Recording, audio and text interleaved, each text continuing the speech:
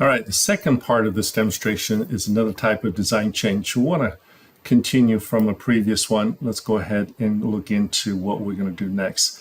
Coming back to the top level assembly, we want to go ahead and turn everything back on. And then let's go ahead and take a look at this one is my design. So let's go take a look at that. All right, in this particular design, we have both forward spar, aft spar. We have particular rib.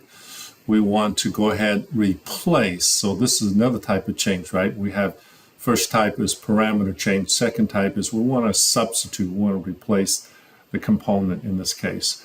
So I've already have a particular also file that holds all the joint information, no different than my previous demonstration that had a fasteners already been defined.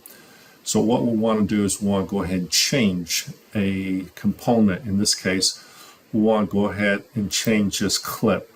We want to take this clip, replace it with another part. So we want to go ahead and add that. That is not loaded in my database. So I want to go in there. I want it to find my work part information. I want to go into a clip to titanium. I want to bring a different file. So sometimes this different file could have different thickness. In this case, we do have the same thickness. But what we want to display here is that we talked about what is our hardware, what is my connecting part name. So we have a clip to are both part of our defining of my components. I want to accept that. So now I have that. But you notice once I've done that, I have not, at least I've noticed that my system information now is a little bit out of sync, right? In my bill of material, I have a titanium clip. But in my annotation through the model-based definition, that has not updated. So we give you the ability to do that, give you to analyze and review the changes. So we have this function called analyze connections. So what we want to do is I want to select all of them are in my system. I can select using this function called select all.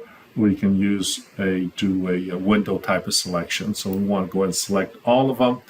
So define their 4 joints are in this particular design.